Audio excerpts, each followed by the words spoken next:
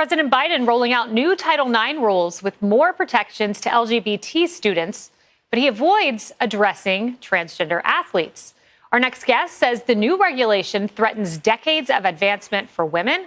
You know her well. OutKick contributor and former NCAA swimmer Riley Gaines joins us now.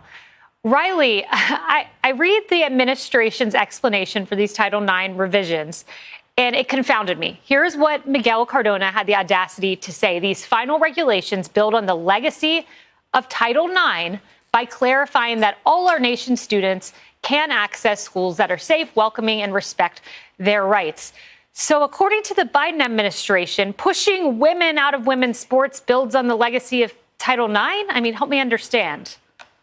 Exactly. That's exactly what they're saying. They're saying all are welcome except for women. This is the most asinine, really, I would say the most anti-woman, anti-reality pursuit we have seen from this administration thus far.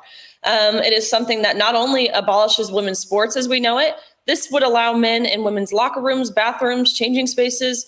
This would potentially allow men to be housed in dorm rooms with women. And this would compel our speech. Students and faculty would be required to use preferred pronouns. And if we don't, or if you, a 17-year-old girl who's randomly housed with a male in your dorm room, if this is something you go to your administration and express your discomfort with, under these new Title IX, this new proposal, this new rewrite, you would be guilty and charged with sexual harassment.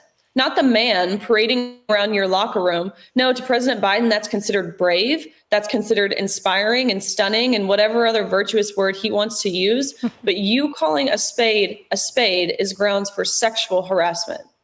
You know, I read a Washington Post KFF poll last year, and it was on these transgender issues, and it was astounding, Riley. I look at a lot of political issues, and a lot of them are 50-50 or, 40-60. These were astounding. I mean, to the tune of more than 60% saying they do not believe biological men should compete in women's sports. Do you get the sense across the country that people are with you on this issue, regardless of party identification?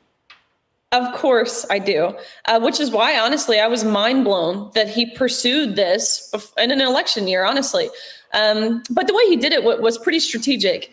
You mentioned leading up to this hit that he has a separate rollout for sports. Basically, what he was doing was winking at normal, sane people saying, hey, we're with you, but also winking at the progressive left saying, hey, we're with you.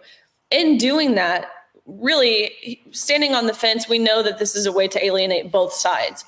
So, of course, this is an issue that 95% of common sense, everyday Americans, of course, parents, coaches, medical professionals, female athletes themselves, they see this happening, and this certainly turns them away. This really isn't a battle of red versus blue.